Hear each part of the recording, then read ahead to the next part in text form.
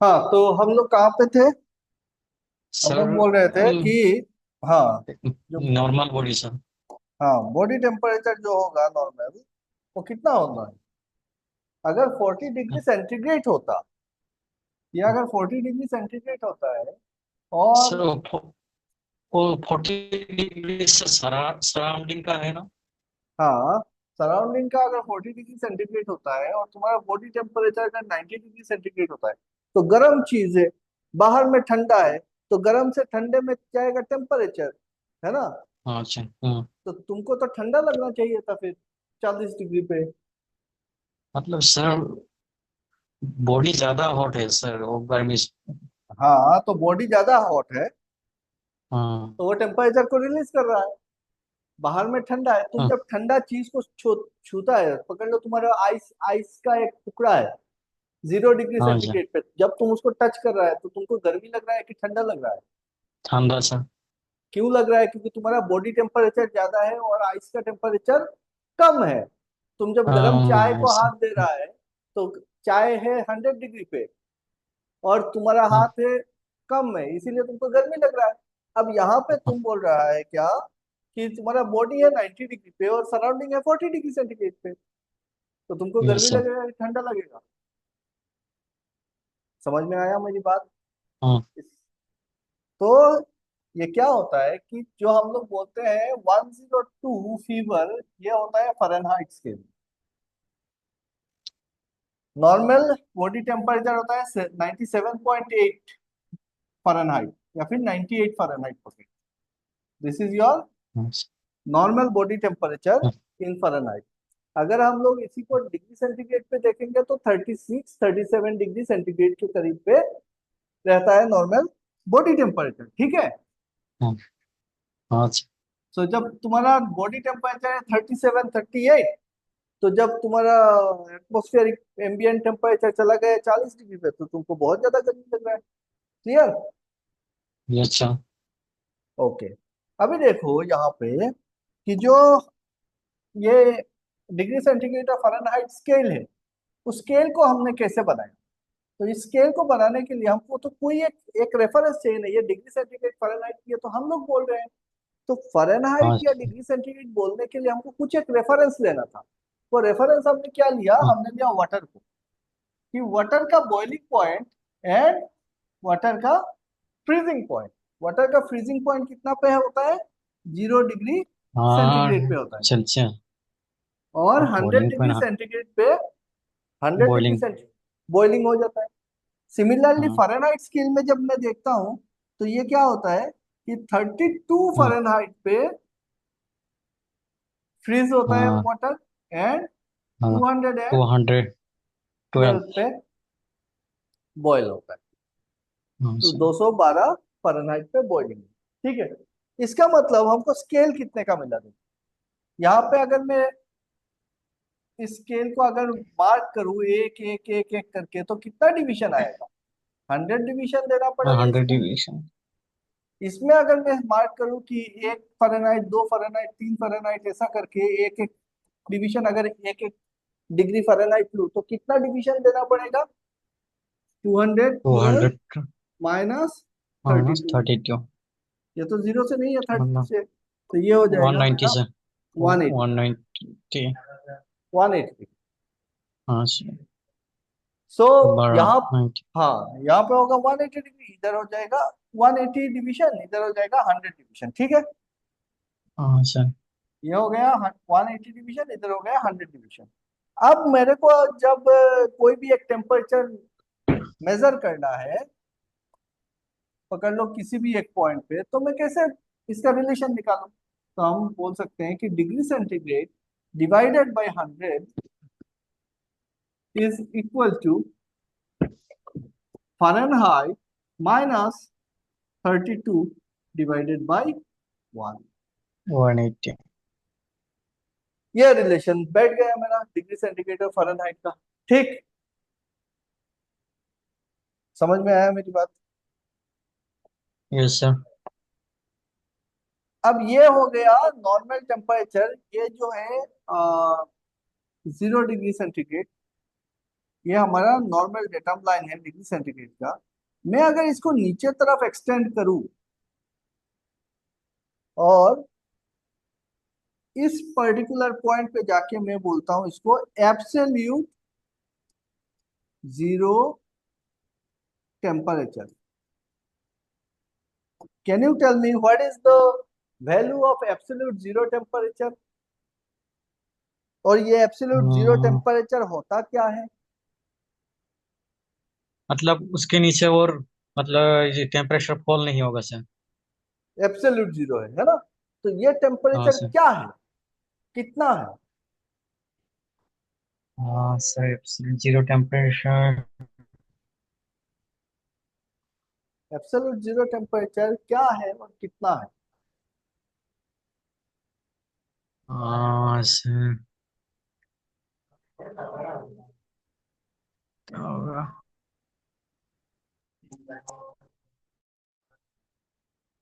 ये है तुम्हारा,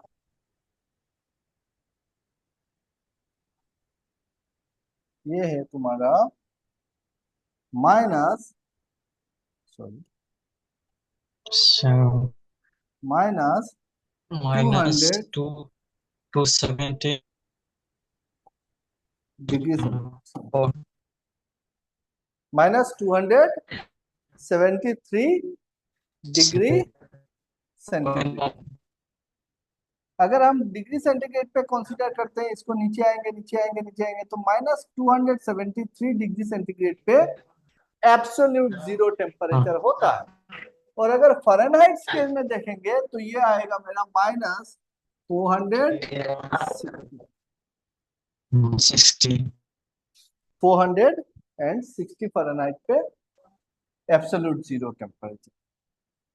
ना ये एब्सोल्यूट, कल हमने देखा था कि एब्सोल्यूट जीरो प्रेशर है ना, कि हम लोग अर्थ के सरफेस से उठ के अगर हम स्पेस में चले जाते हैं तो वहां पे कोई मॉलिक्यूलर प्रेशर नहीं है, गैस का कोई प्रेशर नहीं है, तो that that we consider as the absolute zero pressure. यहाँ पे क्या है, टेम्परेचर है। ये तो स्पेस पे बोलो यहाँ पे बोलो तो अलग अलग है।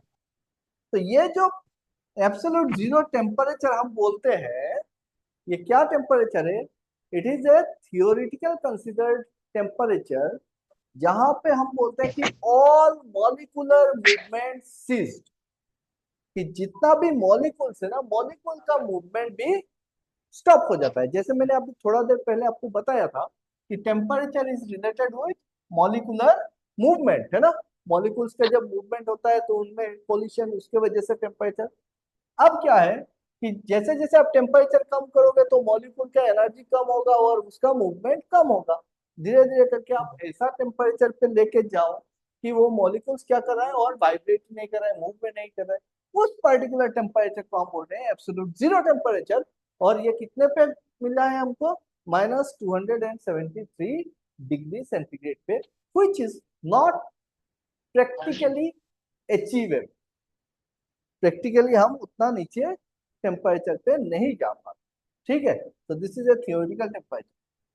अब एक सवाल जो आपको इंटरव्यू में भी पूछता है, एग्जाम में भी पूछता है, वाइवा में पूछेगा, वो सवाल है कि at what temperature degree centigrade and degree Fahrenheit becomes equal?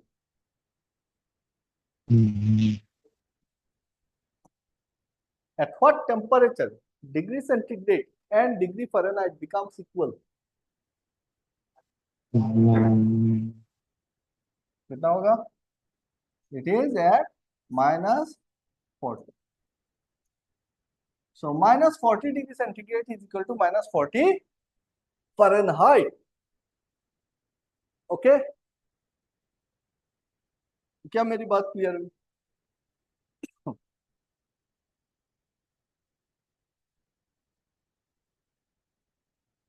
So -40 degree, यहाँ पे आप -40 प्लेस करके देख सकते हो कि -40 डिवाइडेड बाई 100, और इस तरफ अगर मैं करूँ -40 एंड -32, मतलब कितना हो जाएगा? -72 डिवाइडेड बाई 180 हो जाएगा, 180। है ना। अभी इसको ये करते हैं, काटते हैं। कितने से काटेंगे? इसको पकड़ लो, 5 से काटे तो 20, 8/20 मतलब 4/5, -4/5 आ रहा है ना। हाँ हाँ हाँ हाँ हाँ हाँ हाँ, हाँ। ठीक, इधर करेंगे तो 9 से डिवाइड कर दो 20, तो ये भी क्या आ रहा है, सॉरी ये 5 कैसे हो गया, तो 10 ही रहेगा, तो मैं तो क्या बुड़बक का कैसा काम करूँ।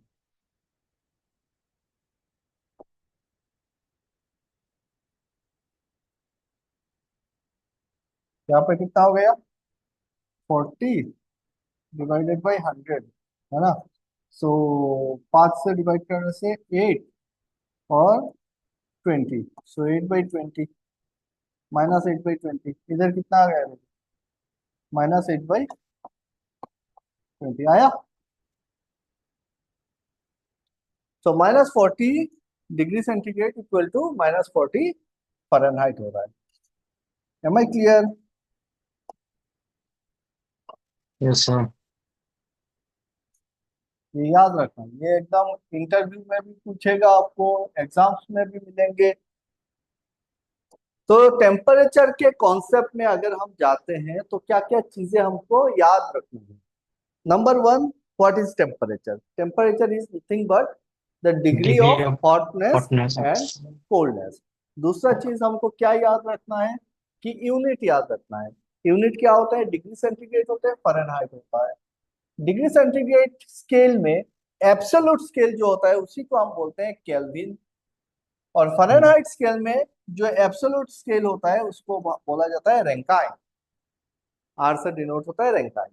तो डिग्री सेंटीग्रेड के साथ अगर मैं डिग्री सेंटीग्रेड +273 कर दूं, मतलब यहां से तो डिग्री सेंटीग्रेड का जो खाया,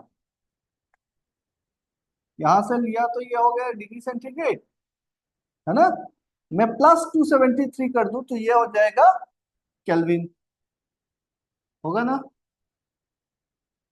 +273 कर दो, -273 लिखा है यहाँ पे, तो इतना हो गया 273, उसको ऐड कर दो डिग्री सेंटीग्रेड के साथ, तो क्या मिल गया मुझको, एब्सोल्यूट टेम्परेचर मिल गया। तो टेम्परेचर का एब्सोल्यूट यूनिट क्या हो गया, केल्विन, है ना। और रैंकाइन के साथ +460 कर दो तो मिलेगा फ़ारेनहाइट, सॉरी फ़ारेनहाइट के साथ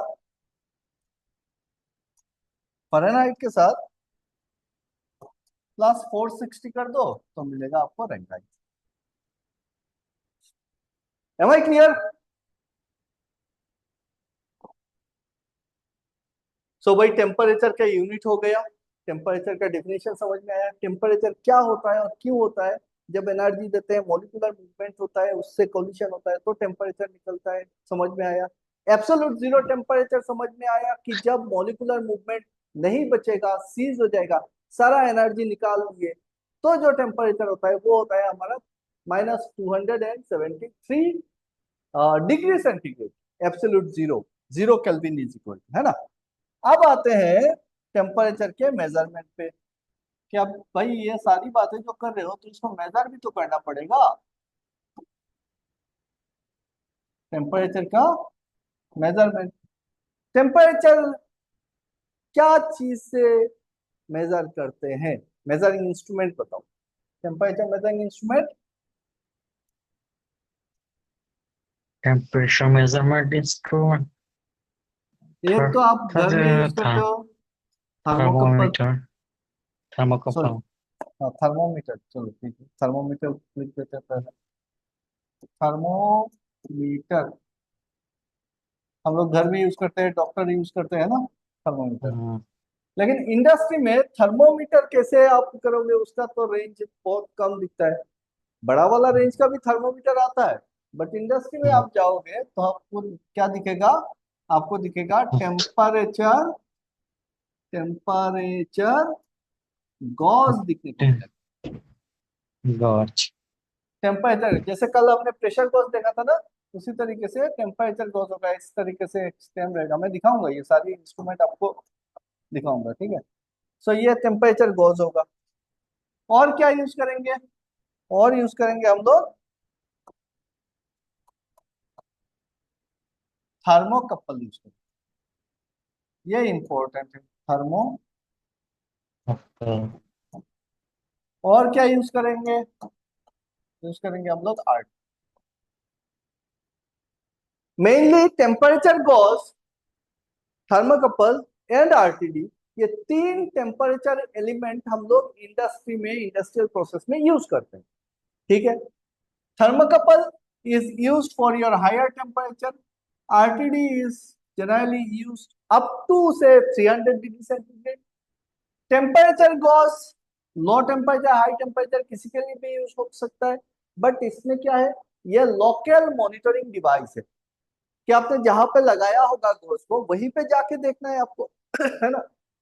वहीं पे थर्मोकपल एंड आरटीडी क्या करेगा, आपको इलेक्ट्रिकल सिग्नल दे देगा, तो आप रिमोट लोकेशन पे कंट्रोल रूम पे पीएलसी में आप कनेक्शन ले सकते हो इससे।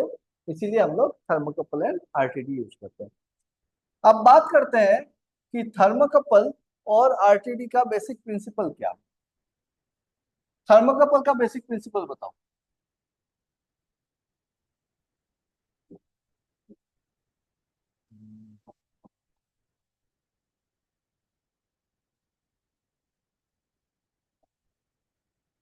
बेसिक प्रिंसिपल बताओ। कि जो भी मैं बात कर रहा हूँ ना, ये सारे इंटरव्यू पॉइंट से भी इंपॉर्टेंट है, कॉम्पिटिटिव एग्जाम पॉइंट से इंपॉर्टेंट है। आप जब वाइवा देने जाओगे, सेमिनार देने जाओगे, कहीं पे भी जाओगे, तो ये सारे पॉइंट्स बहुत बहुत ज्यादा इंपॉर्टेंट है। सो थर्मोकपल का बेसिक प्रिंसिपल क्या है? सी बैक इफेक्ट। सी बैक इफेक्ट। ये सी बैक इफेक्ट क्या होता है कि whenever two dissimilar metallic wire, क्या बोल रहा हूँ, to dissimilar metallic wire are connected at a junction। यहाँ पे हमने क्या किया, दो डिफरेंट टाइप का मेटेलिक वायर लिया, मेटल का वायर लिया, और एक जगह पे हमने शोल्डिंग कर दी, सिल्वर शोल्डिंग। अब क्या हो गया, यहाँ पे बन गया एक junction. whenever two dissimilar metallic wire connected at a junction and there is a temperature difference, there is a temperature difference between the two terminals या टू जंक्शन।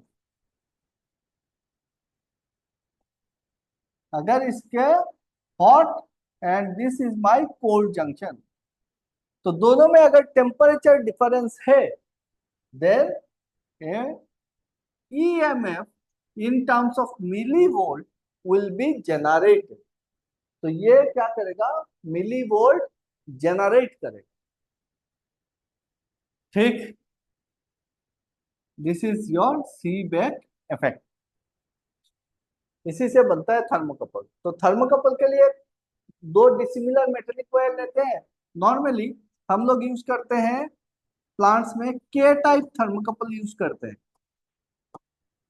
के टाइप थर्मोकपल यूज करते हैं। और के टाइप थर्मोकपल का जो range होता है वो 0 से 1200 डिग्री सेंटीग्रेड तक होता है। और इसमें जो मटेरियल यूज होता है वो होता है आपका क्रोमेल एंड एलुमिल। को क्रोमियम निकल एंड एल्यूमिनियम निकल का दो एलॉय बना के, एक होता है आपका क्रोमल, एक होता है एल्यूमिनियम। तो दो डिसिमिलर मेटेलिक वायर लेंगे, एक जंक्शन पे हम कनेक्ट कर देंगे, और दोनों के बीच में जैसे ही टेम्परेचर डिफरेंस आएगा, ये क्या जनरेट करेगा, मिली वोल्ट जनरेट करेगा। और मिली वोल्ट को हम लोग आसानी से मेजर कर सकते हैं, है ना, इलेक्ट्रिकल सर्किट बना के। Are you getting my point?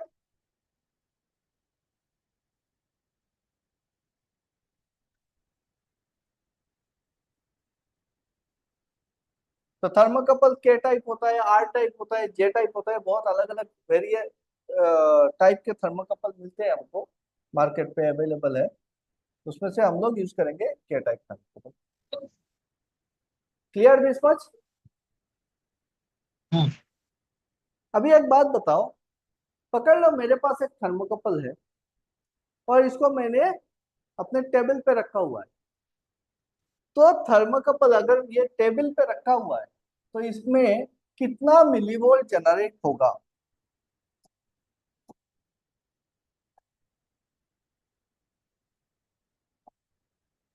अगर ये टेबल पे रखा हुआ है तो इसमें कितना मिलीवोल्ट जनरेट हो सकता है? एक आइडिया बताओ, एक अनुमान बताओ।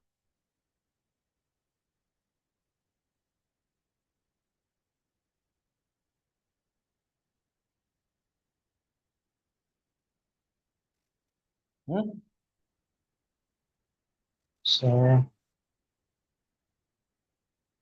बस एक आइडिया लगाने को बोला है। 5, 10, 20, 15? वर्ल्ड कितना? सर 70 है। 70? भाई जब ये हम्म। टेबल पे रखा हुआ है, समझना मेरी बात को, जब टेबल पे रखा हुआ है तो उसके दोनों एंड में कितना टेम्परेचर डिफरेंस है? कोई टेम्परेचर डिफरेंस है क्या? वो तो नॉर्मल एटमॉस्फेरिक टेम्परेचर पे रखा हुआ है। इस साइड हाँ जितना सर। टेम्परेचर, इस साइड उतना टेम्परेचर। तो अगर यहाँ पे टेम्परेचर डिफरेंस नहीं होगा तो मिलीवोल्ट जनरेट नहीं होगा, मतलब 0 मिलीवोल्ट शो करे। हम्म। समझ में आया मेरी बात? मैंने ये सवाल क्यों पूछा? यस। और ये सवाल पूछता है यस आप sir. When you will be going for any interview, आपसे ये इस तरीके का सवाल पूछेगा। आपको थर्मोकपल पूछा, टेम्परेचर मेजरमेंट, आप क्या जानते हो? तो आपने बताया ऐसा टेम्परेचर ये होता है, उसका यूनिट होता है, थर्मोकपल से मेजर करते हैं, सारा चीज। लेकिन उसका सही में हम्म। आपको समझ है कि नहीं है वो कैसे पता चलेगा? तो इस टाइप का सवाल से आप आप क्या समझते हो कि सिर्फ जानते हो, वो पता चलता है। दो चीज होता है ना, एक होता है कि मैं जानता हूं, मैंने पढ़ा है, मैं जानता हूँ। दूसरा चीज होता है कि मैं समझता हूँ। तो टेक्निकल चीजें जानने की चीज नहीं है, टेक्निकल चीज समझने की चीजें है कि हाँ भाई ऐसा होने से ऐसा होता है, ये इफेक्ट क्या हो रहा है ना? तभी जाके हम हाँ कुछ सर। ना कुछ बना सकते हैं, कुछ कर सकते हैं, कुछ क्या कहते हैं इसको, इनोवेट कर सकते हैं। वो सारी बातें वहां पे आता है जब आपको टेक्निकल समझ हो। अगर टेक्निकल का समझ नहीं है तो रट्टा मार के या फिर सिर्फ जानकारी हम्म। हासिल करके इंजीनियर नहीं बना जाता। ओके, अरे भाई, तो ये समझ में आ गया हमको कि थर्मोकपल कैसे काम करेगा, कि मैं कोई भी दो टाइप का मेटेलिक वायर उठा लूं, दो डिसिमिलर मेटेलिक वायर होना पड़े, सेम टाइप का नहीं, और फिर उसको एक जगह पे हम लोग कनेक्ट करके ना गर्म करते हैं और देखते हैं कि पीछे तरफ कितना मिलीवोल्ट जनरेट हो रहा है। अगर हाँ सर। टेम्परेचर ग्रेडियंट नहीं है तो मिलीवोल्ट जनरेट नहीं होगा। क्लियर हो गया हाँ थर्मोकपल? सर। नेक्स्ट, हाँ sir. Next temperature measuring element is my RTD. RTD का फुल फॉर्म क्या है? आरटीडी है hmm. Resistance, resistance temperature detector, resistance temperature detector. ठीक है, डिटेक्टर। Resistance temperature detector. ये क्या है? ये भी एक तार है, लेकिन ये सिंपल सा एक ही मेटल का तार है। किस टाइप का तार है? मेटेलिक वायर है।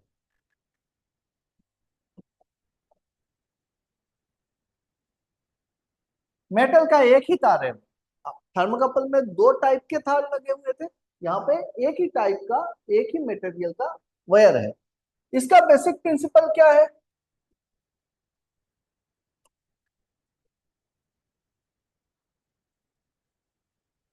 क्या है बेसिक प्रिंसिपल हम्म। आरटीडी नहीं का? नहीं पता? नहीं पता सर। Resistance, resistance of any pure metal, resistance of any pure metal is directly proportional to your temperature. मतलब टेम्परेचर बढ़ने से रेजिस्टेंस बढ़ेगा, टेम्परेचर कम होने से रेजिस्टेंस कम हो जाएगा। जब आपका इलेक्ट्रिकल प्रॉपर्टी चेंज हो रहा है तो हम इलेक्ट्रिकल सर्किट बना के उसको मेजर कर सकते हैं। तो टेम्परेचर मेजर करने के लिए हम लोग क्या यूज कर सकते हैं, एक प्योर मेटल का वायर यूज कर सकते हैं। जैसे जैसे टेम्परेचर बढ़ेगा उसका रेजिस्टेंस भी बढ़ेगा, और जैसे जैसे टेम्परेचर घटेगा रेजिस्टेंस घटेगा। आप लोग 10th या 12th में पढ़े होंगे वेस्टर्न ब्रिज। तो वेस्टर्न ब्रिज बना के हम लोग अननोन रेजिस्टेंस को क्या कर सकते हैं, मेजर कर सकते हैं। तो कितना रेजिस्टेंस वेरी हुआ वो निकल जाएगा। तो कोई भी एक ब्रिज सर्किट बनाएंगे इलेक्ट्रिकल का, और फिर हम लोग उसका जो रेजिस्टेंस वेरिएशन हो रहा है वो मेजर कर लेंगे, और जितना रेजिस्टेंस वेरी करेगा उसके हिसाब से स्टैंडर्ड चार्ट मिलेगा, जिससे मैं बता सकता हूँ कि इसका टेम्परेचर इतना है। Am I clear? तो what is the yes sir. Principle? What is the basic principle? Basic principle is resistance of any pure metal varies directly varies directly with respect to temperature। कि pure metal का resistance temperature बढ़ने से बढ़ता है, temperature घटने से घट जाता है, और यही प्रिंसिपल है आरटीडी का। अब बात यह है कि आरटीडी और थर्मोकपल जो होगा देखने में सेम टाइप का दिखेगा।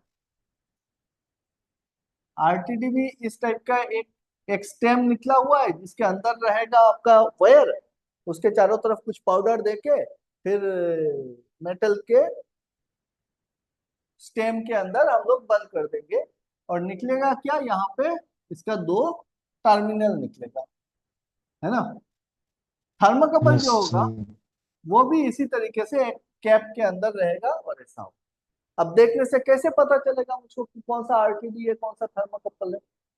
तो बाहर से देख के ना आप अंदाजा नहीं लगा सकते हो कि कौन सा आरटीडी है कौन सा थर्मोकपल है।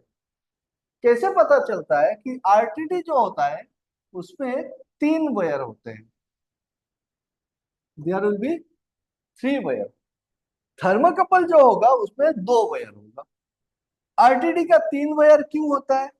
क्योंकि आरटीडी में हम लोग मेजर कर रहे हैं रेजिस्टेंस वेरिएशन। तो जब रेजिस्टेंस वेरिएशन होगा तो यहां से जो तार जाएगा ना, और लीड जो रहेगा, उस लीड रेजिस्टेंस को कंपेंसेट करने के लिए हम लोग 3 वायर कंपेंसेशन यूज करते हैं। 3 वायर कंपेंसेशन ये आपके आपके काम का नहीं है, छोड़ दो, उसमें उतना डेप्थ में नहीं जाएंगे। 3 वायर कंपेंसेशन होता है, इसीलिए आरटीडी में हमको 3 तार देखने को मिलते हैं, जहां पे थर्मोकपल में 2 तार देखने को मिलता है। क्लियर? उतना याद रखना है, वो 3 वायर कंपेंसेशन क्या है उस चीज को छोड़ दो, बाकी चीजें काम का है आप। ठीक है। सो थर्मोकपल और आरटीडी समझ में आ गया। थर्मोकपल में 2 तार रहता है, आरटीडी में यस सर। 3 तार रहता है। ठीक है। चिंता। हाँ। अब ये थर्मोकपल का जो सिंबल मिलेगा आपको, अगर आप कहीं पे भी इंडस्ट्री में जाते हो और ड्राइंग खोल के देखते हो तो थर्मोकपल का सिंबल ऐसे ही होता है। ये 2 तार रहेगा और इस तरीके से दिखाया होगा, आपको समझ में आएगा ये थर्मोकपल। आरटीडी जो है उसका सिंबल कैसे रहेगा? उसका सिंबल होगा इस तरीके से।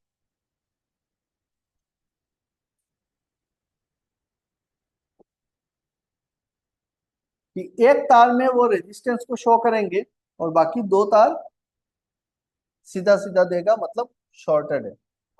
इसी से हमको पता चलता है कि कौन सा 2 टर्मिनल जो है वो शॉर्टेड है।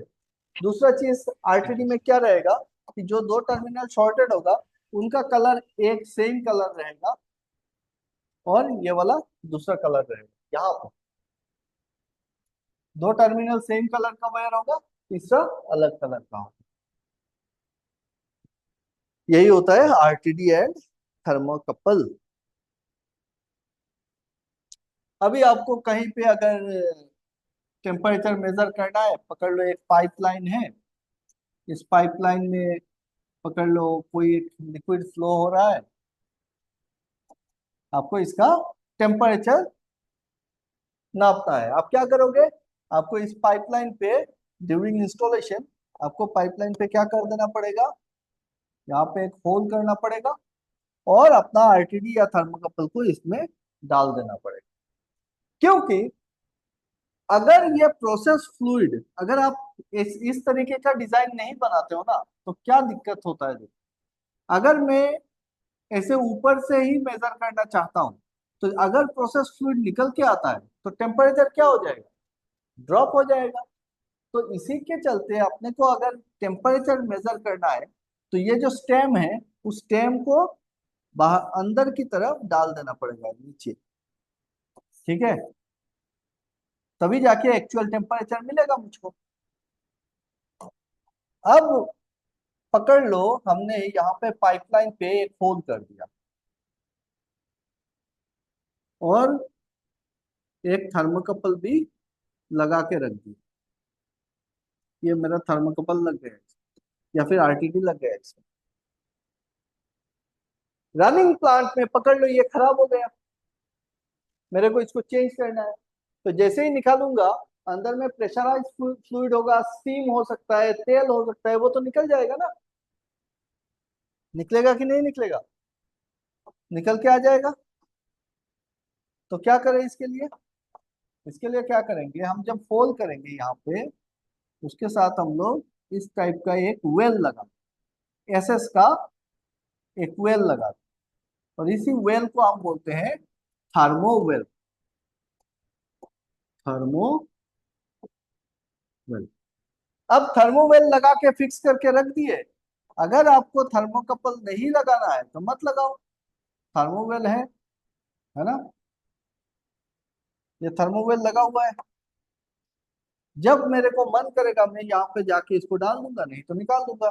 थर्मोवेल, थर्मोवेल क्या होता है, इस टाइप से बंद रहेगा, एक साइड बंद रहेगा, एक साइड से क्लोज है, इधर से ओपन है, तो मैं यहाँ से कभी भी इंसर्ट कर सकता हूँ और कभी भी निकाल सकता हूँ, तो प्रोसेस फ्लूइड जो है वो बाहर नहीं निकल के आएगा। Am I clear everyone?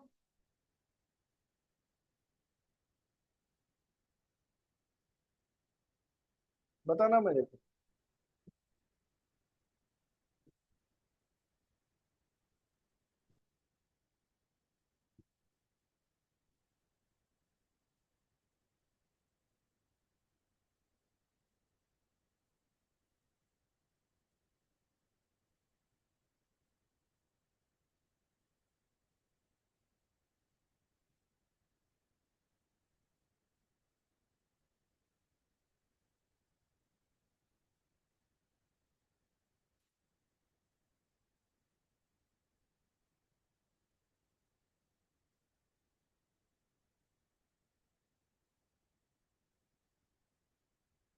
ये देखो थर्मोकपल जो बोल रहे थे, इस टाइप का दिखेगा,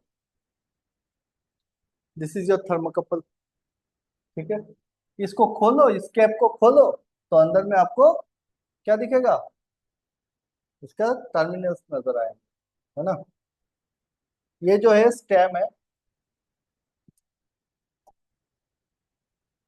ये आपका स्टेम हो गया,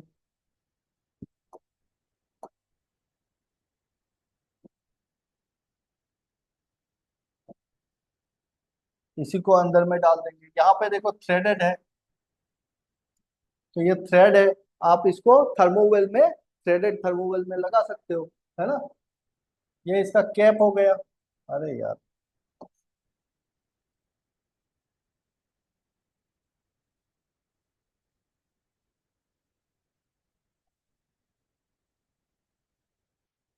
ये कैप हो गया इसका, समझ में आया?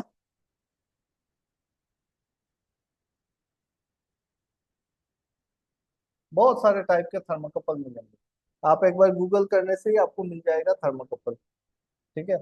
ये देखो ये क्या है, पीटी 100, पीटी 100 क्या होता है, प्लेटिनम 100, ठीक है। PT 100 मतलब प्लेटिनम 100। सो PT 100 ये RTD है, ये क्या है, RTD है PT 100। थर्मोकपल क्या होगा, K टाइप होगा, J टाइप होगा, R टाइप होगा, इस टाइप से। ये देखो K टाइप थर्मोकपल। आप जब, क्या कहते हैं इसको,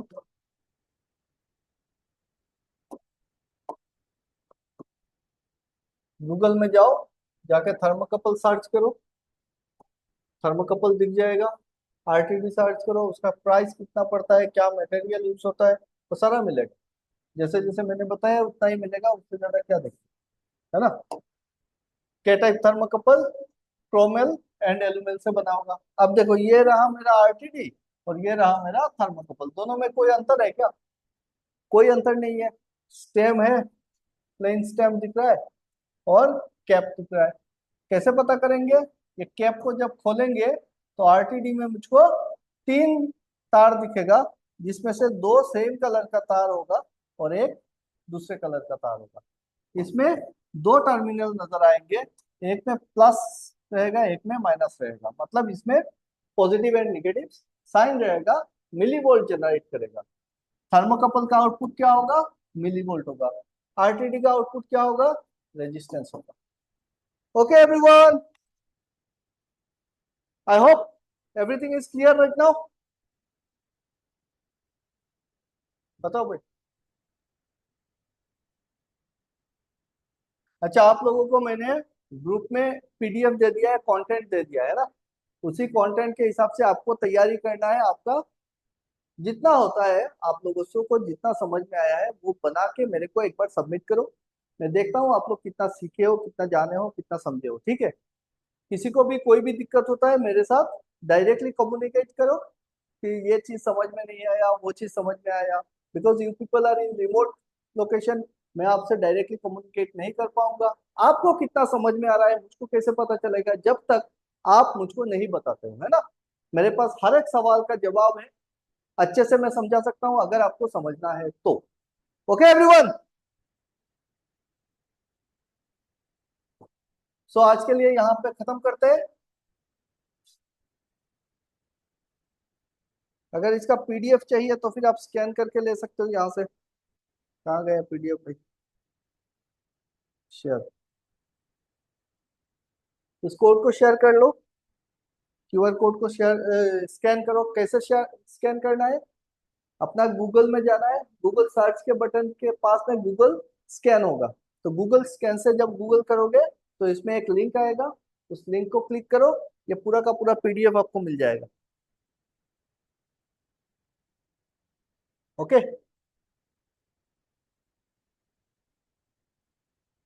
हो गया,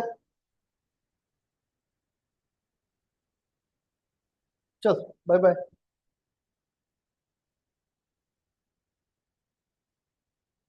bye bye everyone, Sabir, Hafizul.